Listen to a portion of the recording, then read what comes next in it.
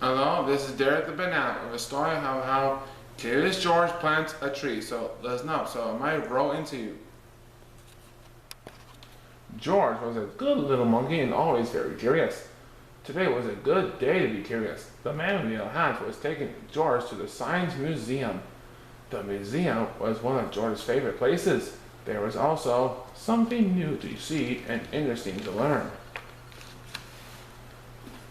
Often there was a special exhibit. George wanted to know what it was today, but first he had to make his favorite museum stops: the rocket room, the mirror maze, and the butterfly space. Finally, George and his friend made it to the special exhibits room. The sign read, "How can you take care of our planet?" George learned many things. How people, animals, plants, air, and water on the planet make up the environment. How trees help keep the air clean, and how people can help protect the environment from pollution and too much trash. George had a great time and didn't get into any of his usual mischief. As he and his friends were leaving, they bumped into the museum director. Dr. Lee looked happy to see him. "How's my best monkey visitor?" Dr. Lee asked George. "I'm just glad I ran into you. I wanted to tell you that we're having a Green Day rally tomorrow at the park." George was curious. Whatever a rally was, he was sure that the park was a good place to do it. "We're going to plant a truck full of trees and collect newspaper for recycling," Dr. Lee explained. "We didn't have much time to advertise, but we need lots of volunteers. I wish I could help out." There was nothing that George liked better than to help. "What a great idea," the man agreed. "We'll be there." That night, George was ready to do his part for the recycling drive. He gathered every newspaper in the house. He stacked old mail on top of the papers. He piled empty cardboard boxes and food cartons on top of that. What a heap! What more could he add? George scratched his head. Then he took several books off his bedroom shelf. Just as George was about to add them to his recycling pile, someone lifted the books out of his hands. "Not so fast, George," the man said.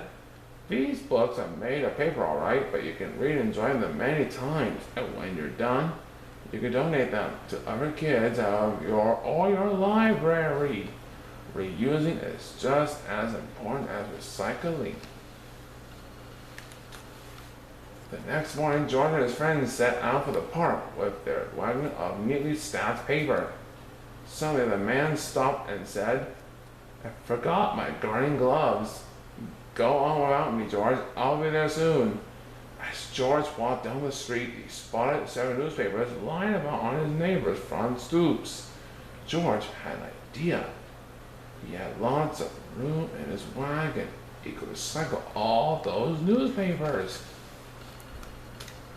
And the newspapers were not the only things he could recycle. He noticed a stack of paper cups sitting on a table under a tree. Into the wagon they went. So did a pile of magazines and a heap of paper someone left on the sidewalk. George was happy with his great look. At the park he found Dr. Lee standing under a big banner. "Good morning, George," Dr. Lee said. "I'm so glad you came and brought all your friends. We need lots of help to get the job done." George turned out. He was surprised to see so many faces, but they did not look very helpful. They looked angry. The man in the hat arrived just in time. He explained to the neighbors that George was gathering paper for a good cause. They were no longer mad. They even stayed to help plant the trees. "George, you saved our Green Day," Dr. Lee said with gratitude. "These trees will provide fresher air, and each summer we'll have more shade, which means we'll use less water to keep the grass green." Thank you. Being a monkey, George had known all along how important trees were. The end. Why, I hope you like this one, does. This story might grow on you, so give me a big thumbs up and let it grow so that my channel can keep on growing with more subscribers and viewers.